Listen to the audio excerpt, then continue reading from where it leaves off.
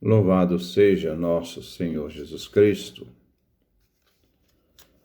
Nós vamos dar continuidade à nossa reflexão sobre a festa da Ascensão do Senhor.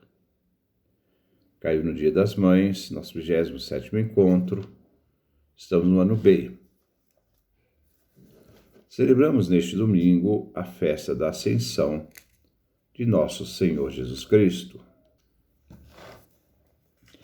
Uma festa de muita importância dentro do mistério da nossa fé.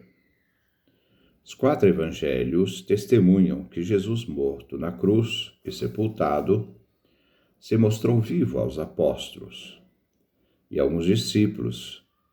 Também Jesus apareceu em várias circunstâncias diferentes. São Lucas é o evangelista que nos relata mais detalhadamente sobre a ascensão de Jesus aos céus.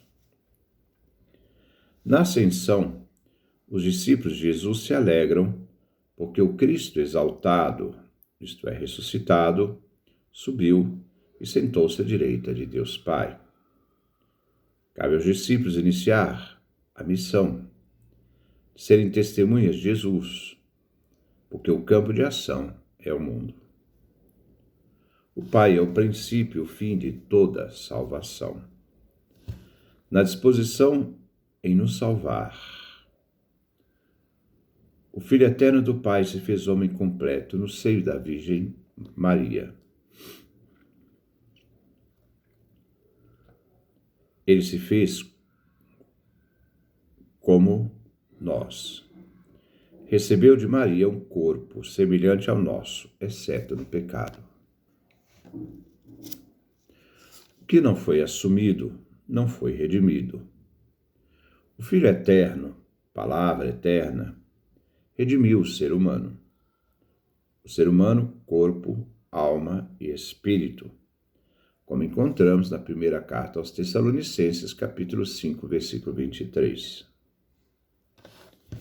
Maria concebeu o Filho eterno do Pai num corpo gerado por ela, mas um corpo passivo de morte, isto é, um corpo corruptível. Tanto que ele morre na cruz, em sua humanidade, não divindade, pois a divindade não morre. Mas a divindade continua unida à humanidade que morre. Está unida de forma inseparável para redimir a humanidade. Jesus ressuscita,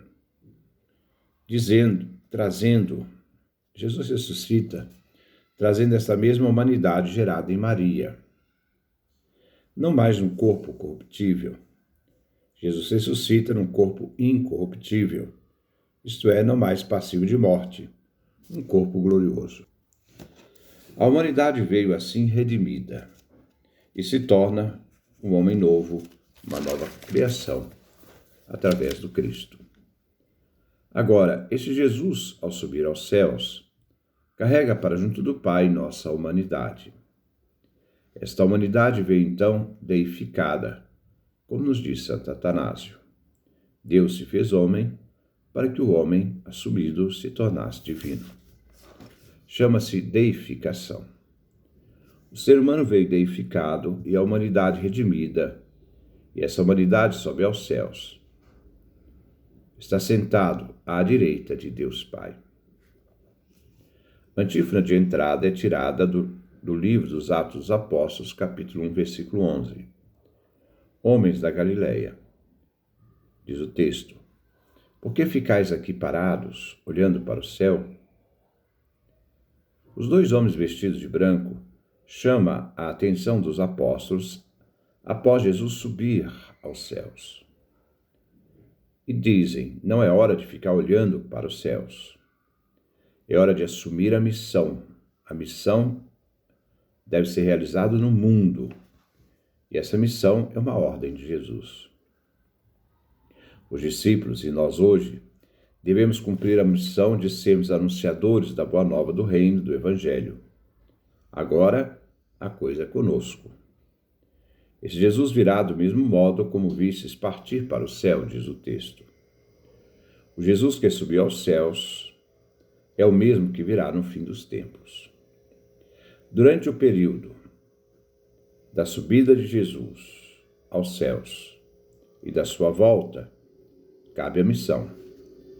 Esse período é o tempo da igreja, das testemunhas de Cristo, anunciar o evangelho a toda criatura. E diz o texto, termina com aleluia, Javé seja louvado. A primeira leitura é tirada do livro dos Atos dos Apóstolos, capítulo 1, do versículo de 1 a 11. Primeiramente, Lucas relata que tudo o que escreveu no Evangelho, que leva ao seu nome, porque o Evangelho é chamado Evangelho de Lucas, esse nome só foi dado depois do ano 150, Evangelho de Lucas. Até então era o terceiro Evangelho. Jesus dá aos discípulos instruções para a missão. O Espírito Santo irá sempre adiantando e acompanhando os discípulos na missão. Foi o próprio Jesus aquele que escolheu os apóstolos e a eles deu instruções. Jesus, que durante 40 dias apareceu aos apóstolos falando do reino de Deus.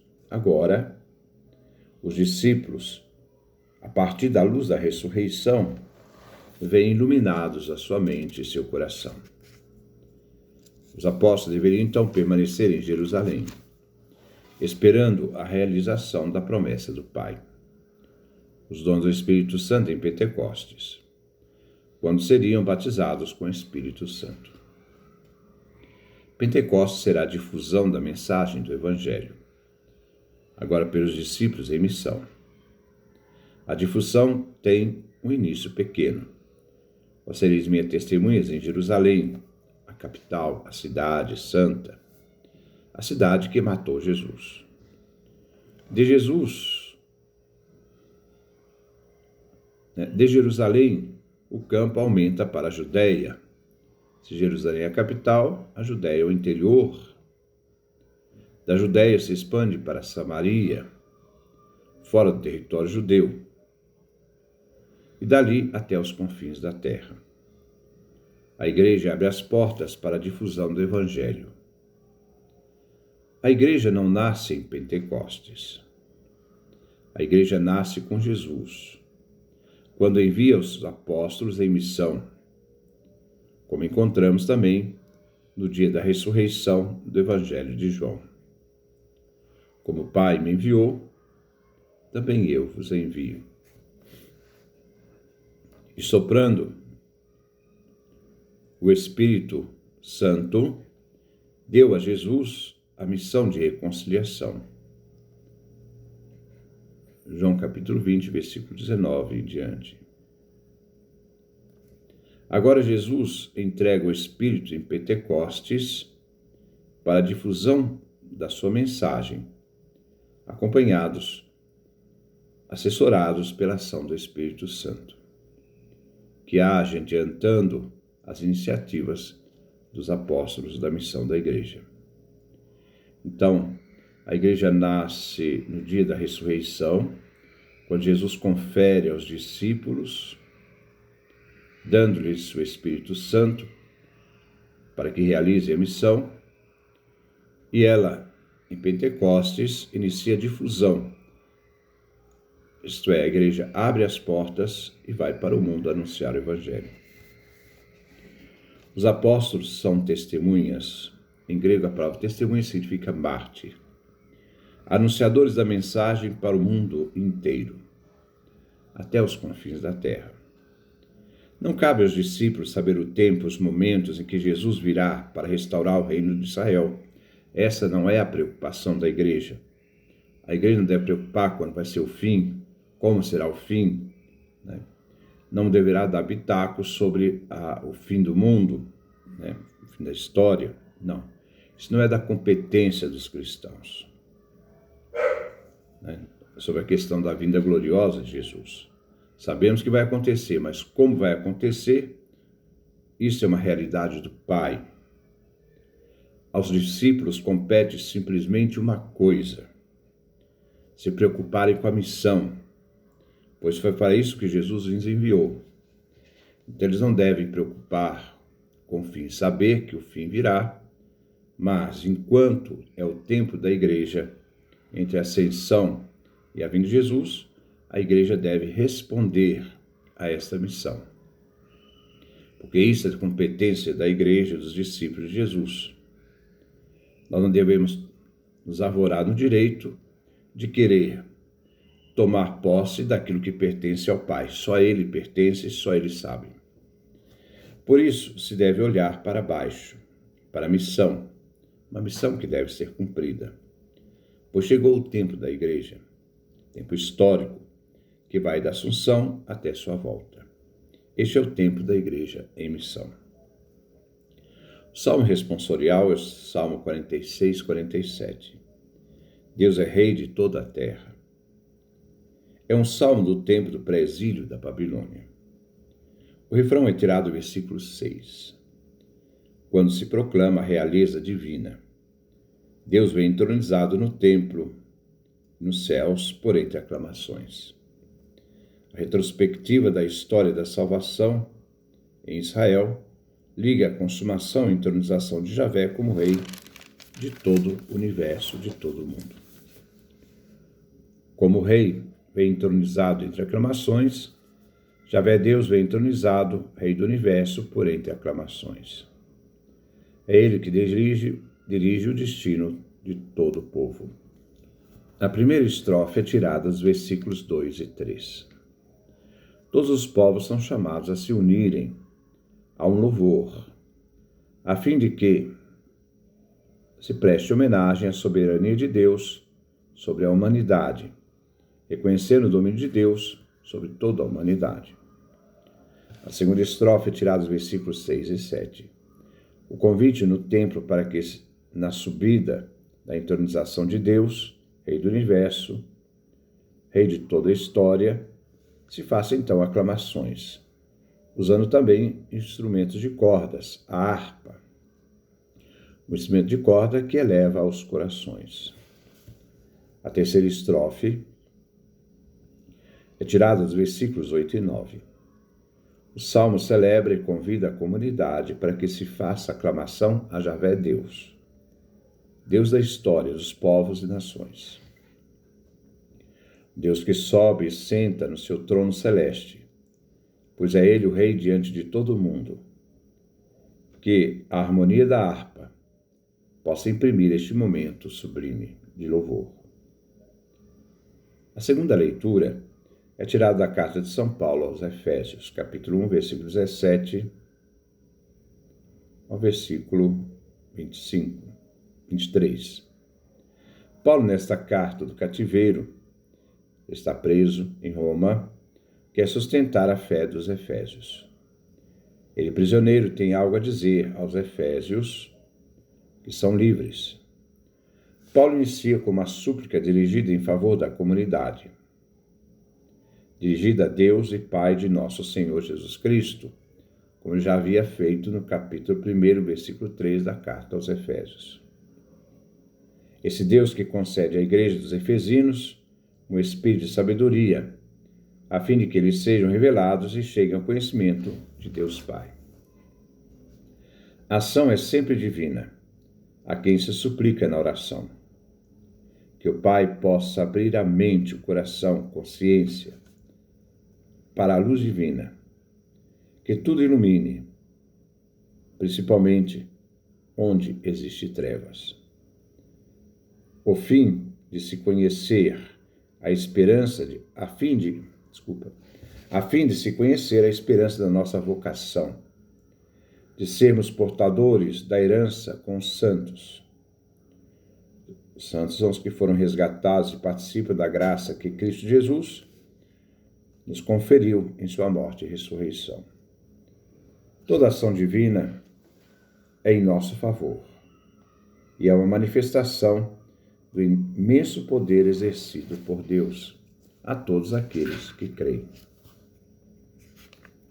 Essa força o Pai manifestou poder em Cristo Jesus. Foi aquele que morreu na cruz. E foi ele que morreu na cruz que o Pai ressuscitou dos mortos. Foi uma morte real. E este mesmo, ao subir aos céus, sentou à direita do Pai nos céus, carregando nossa humanidade. Esta autoridade que está acima dos anjos celestes, tudo o Pai colocou sobre os pés de Jesus. Toda a ordem angélica está submetida a Jesus. Jesus que ressuscitou e subiu aos céus, e se encontra acima de tudo, tudo que é criado. Ele é a cabeça da igreja, o corpo de Jesus, plenitude da plenitude do Pai. O Pai que é princípio e fim de todas as coisas, princípio universal e fim universal. E é Ele que o Pai tem a disposição de toda a ordem da salvação, ou obra de salvação. O Evangelho é tirado de São Marcos, capítulo 16, versículo 15 a 20. É o final do Evangelho de São Marcos. Sabemos que o Evangelho de São Marcos, capítulo 16, do versículo 9 a 20, é um acréscimo ao Evangelho, não pertence ao corpo do Evangelho, foi acrescentado. E esse final traz material de Mateus e Lucas, na sua composição. Jesus envia seus discípulos a missão, ide pelo mundo inteiro e anunciar o Evangelho a toda criatura, a todo ser humano, a todo que foi criado. A disposição de crer ou não depende do acolhimento ou não do Evangelho, e, como consequência, ser salvo ou não. Quem crê e foi batizado será salvo. Quem não crê será condenado. Aparece aqui o batismo como condição de salvação. Haverá sinais de discernimentos que irão acompanhar a todos aqueles que crerem, confirmando a missão dada por Jesus. Após Jesus dar suas últimas instruções, ele é levado aos céus, ascensão, sentou-se à direita do Pai Eterno. Foi a partir daí que se inicia a missão dos discípulos de anunciar ao mundo inteiro o Evangelho e batizar todos aqueles que acreditam. Jesus não abandonou os seus discípulos, mas os ajudava por meio de sinais. Como diz Jesus no Evangelho de São Mateus, aquele que é Deus conosco, Mateus capítulo 1, 23, é aquele que estará conosco até o fim, Mateus 28, versículo 20. A antífona de comunhão é tirada do Evangelho de Mateus, capítulo 28, versículo 20. Eis que estarei convosco todos os dias até o fim do mundo. Jesus nos acompanha na história, na missão de anunciadores do Evangelho. Jesus nos acompanha todo dia presente e vivo na Eucaristia. Jesus nos acompanha e não nos abandona na sua presença, no seu corpo, a Igreja. Jesus nos acompanha todos os dias até a consumação dos séculos. Então que Deus nos dê a sua graça, a sua bênção, a sua face resplandeça sobre nós.